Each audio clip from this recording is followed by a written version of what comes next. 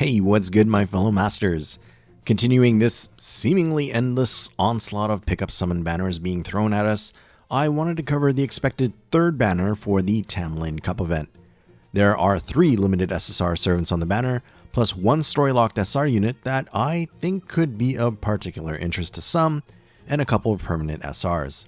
Assuming it follows the schedule pattern of Charlemagne's banner, then we can expect this third Tam Lin Cup pickup summon to drop on November 15th after the usual server refresh time. The first of the limited SSRs on the banner rotation is likely to be the Lancer class Brynhild. This big sister Valkyrie, whose only real character flaw is her habit of trying to impale her beloved, is a single target buster unit. Brynhild has been in the game for quite a long while, and thus has received a few upgrades to her kit through a couple of interludes and a rank up. Now she's capable of a little bit of crit support with a targetable star absorb and decently powerful crit strength buff, while also healing the target. She has a 30% NP battery that, when used, will also debuff an enemy's crit damage and NP strength. And when it's Brynhild's turn to go all out, she can provide herself moderate buffs to her own buster effectiveness and NP damage, though just for her turn. Her single target NP will also increase the party's crit star generation rate for a few turns, and probably what Brynhild is best known for, her overcharge effect causes extra damage to servants with a trait called Love 1. But even without that trait modifier to boost her NP damage, Brynhild is one of the stronger ST Lancers in the game, with only Skaha and Enkidu capable of dishing out more non-trait effect damage at any given NP level. Overall, I like that she has some crit support and even some healing support utility, and in general her NP damage output is good, especially if you can properly leverage her Loved One trait damage modifier.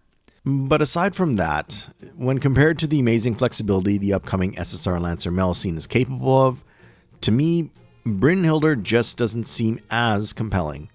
So if you're looking for a single target SSR Lancer to roll for, I would say wait. But for those that really like Brynhild but just can't roll at the moment, we know that she will have another banner around October-ish of 2026. Next up is Brynhild's true beloved, the limited SSR Saber Sigurd. This bespectacled dragon slayer of legend gives new meaning to the saying love hurts, though I guess when it comes to Brynhild, the meaning is rather literal with her compulsion to skewer him. Good thing he has a guts effect among his skills. Like Brynhild, Sigurd has a slight bit of crit support utility with a 1-turn targetable crit star generation buff that also provides a 1-turn debuff immunity to the target. After a skill rank up, he can significantly boost his critical damage by 100%, though it's limited to 3 attacks over a few turns. And to possibly augment those crits and or his NP, Sigurd is able to give himself a potent increase to his buster cards for 3 attacks over 3 turns to match. Then to reflect Sigurd's dragon slaying lore, his single target NP's overcharge effect will do extra damage against enemies with the dragon trait. Obviously, this would apply to the various dragon-type monsters encountered during battles, but there are a number of servants who fall under the dragon trait, like nearly all of the Artoria faces, Ibuki-doji, Melusine, and the like. And for good measure, any target of Sigurd's NP gets their NP gauge reduced by 1 for a little stall utility. For an anti-dragon unit, Sigurd definitely excels in damage output, though there is another servant on this banner, who I've yet to get to, that might provide more practical benefit in that regard. But setting aside the anti-dragon niche, Sigurd as a single target saber is still very powerful, both in terms of NP and crit burst damage. Among ST sabers, he is second only to Miyamoto Musashi in general MP damage output, which comes to the matter of potential alternatives if you happen to need an SSR ST saber. In about a week or so, Musashi is expected to have a banner related to the Singularity Repair Support campaign, and with this banner, she's to get a new skill rank up that really boosts her regular attacks, whether on their own or as follow-ups to her MP in a Brave Chain. And while Sigurd's crit damage is better, I just think Musashi's kit covers a wider range of benefits overall. But then again, that's probably my bias showing.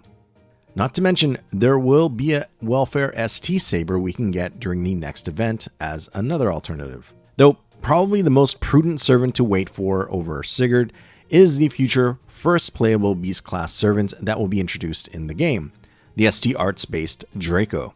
She can cover single target saber duties along with all the other main classes, and possesses an anti-dragon damage modifier to boot. And I'm sure those already in the know likely have Draco as a top summoning priority in 2025, myself included. But for Sigurd stands out there will be another opportunity to roll for him next year around October. Personally, I will be targeting this banner so I can finally add him to my Chaldea. The last of the limited SSRs to be on rotation for this banner is the Berserker class Sakata Kintoki. This good-natured, gold-obsessed mystic warrior from Japan's Heian era possesses a powerful single-target buster MP. In fact, in terms of NP damage output, Kintoki places within the top 5 or so among all servants with single-target MPs, and is the top among ST Berserkers. Having said that, Kintoki's skill set is rather simplistic, and remains unbuffed despite him being a very early-going unit. He can give himself a large boost to his attack for 1 turn, drastically increase his resistance to offensive debuffs for multiple turns, heal himself for a decent amount to offset his Berserker squishiness, and last but certainly not least, Kintoki has a 50% NP battery. Said NP has been upgraded with a rank up, and now has an effect of inflicting a buster resistance debuff on the target, along with its original effect of ignoring defense. Now, before the slew of servants we've gotten in recent years that have comparable or larger NP batteries, this was not as common when Kintoki came out. Even more so for an offensively versatile unit like a single-target Berserker, which is why I personally coveted him for my Chaldea when I first started out. These days, Kintoki is still capable of being quite useful for boss battles, and even in situations that call for multi-core setups, thanks to his large NP battery and potent NP damage to tackle those waves with a lone high HP enemy. Generally speaking, I think Kintoki can be a good asset to have in one's roster. However, there is an SR now that could be considered a good alternative for him, Kriemhild, whom I'll get to. And next year, around July or August, the SSR ST Arts Berserker Summer Castoria comes out, equipped with a couple of niches and a greater NP charge capability. So that's a pretty good reason to hold and save. For other opportunities to obtain Kintoki, he will have a few banners in the future. One next April, one expected in July 2026, and then a few months later around October-ish for a download celebration type of campaign. Now we get to Kriemhild, the story-locked SR servant that's arguably the most compelling temptation on this banner, in my opinion, and for a few reasons. This vengeful waifu with a goth lolly fashion sense is a single-target arts berserker. Debuting in the game early this year, she brings quite a bit to the table with her kit. A bit of stalling with an ability to reduce all enemies' NP gauge by 1, a bit of debuffs with a reduction to all enemies' defense and crit chance for a modest amount. She can buff the primary cards in her deck, Arts and Buster, for up to 30% for 3 turns each. Kriemhild can significantly boost her damage against enemies with the chaotic alignment for a few turns. She has a targetable taunt effect to help her squishy berserker self avoid incoming attacks. And if she took some damage beforehand, she can heal herself for a good amount. Then, like Kintoki, Kriemhild has a 50% NP battery. Her NP removes 1 defensive buff from the target before the damage is applied. Plus, she does significant extra damage against targets with the Dragon trait. The Overcharge is a multi-turn arts resistance debuff, making her NP that much more effective the next time around if the target happened to survive the first time. So, Kriemhild can cover the anti-dragon single target role of Sigurd, is an ST Berserker with a 50% NP charge like Kintoki, to handle universal DPS duties, is arts-based for potential NP refund looping, and is one of those story-locked 4-stars that can have infrequent rate-ups. I don't know, for this banner, she appears to be really tempting to me. And while her anti-dragon damage or general NP damage doesn't quite match up to either Sigurd or Kintoki respectively, Kriemhild can more than make up for it with having another niche against the chaotic alignment, something that can be encountered quite frequently in this game. Plus, there are other aspects to her kit, like the debuffs, the targetable taunt, something that can be very handy in boss battles, especially if you don't have a taunt CE to use. And of course, the defense buff removal from her NP. I think if you're looking for a single target Berserker, regardless of rarity, Kriemhild is a very good choice.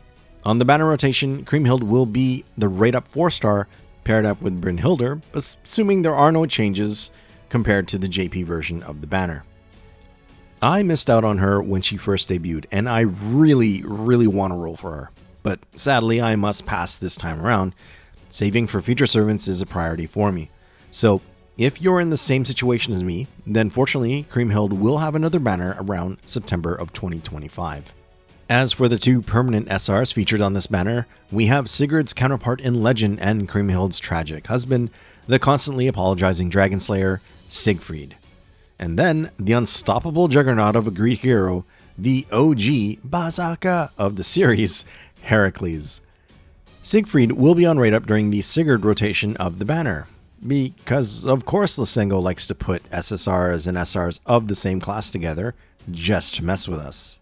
Though I suppose the whole coming from similar legends might have something to do with it as well. Siegfried would be your AoE NP anti-dragon option, and he's quite well equipped for the role.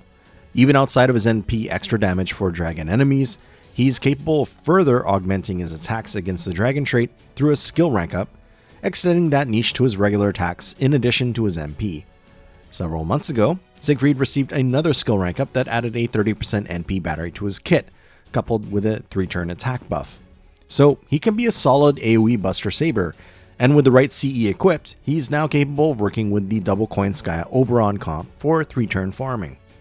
That said, with him being in the permanent summoning pool and being able to spook on nearly any banner, I'd say he's not a servant you should specifically target unless he's a husbando for you, that or you're rolling for Sigurd here.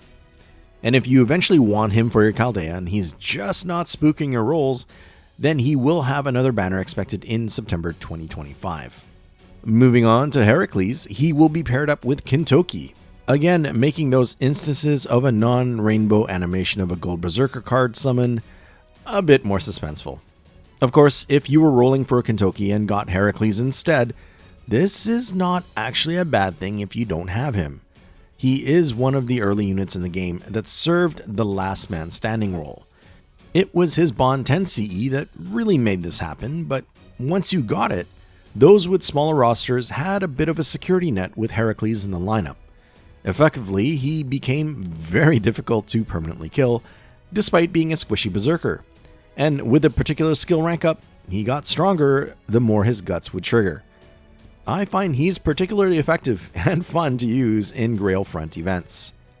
Heracles is definitely a servant that would be an asset to any roster, especially if you're still looking to have someone fill the role of a last resort servant. But I don't think it's quite worth it to roll specifically for him at this point in time. There will be other opportunities to get him, mainly through potential spooks, but he will again be on rate up around March 2025. It should also bear mentioning that all of the SRs on this banner will be among the available options to choose from the free SR ticket expected with NA's 3000 Days celebration campaign, which should be around September of next year. Though there are a lot of options to choose from, and there are even limited SRs included in the options as well. At any rate, that's the overview for this third banner of the Tam Lin Cup. Hopefully those with solid plans to roll for future servants don't get too tempted. And for those that are rolling for any of these servants, then I wish you all the best. Please don't forget to hit that like button if you enjoyed this in some way, and please let me know if there's a servant on here that you plan to roll for. And as always, I really appreciate that you took the time to check out the video. Until the next one, cheers all!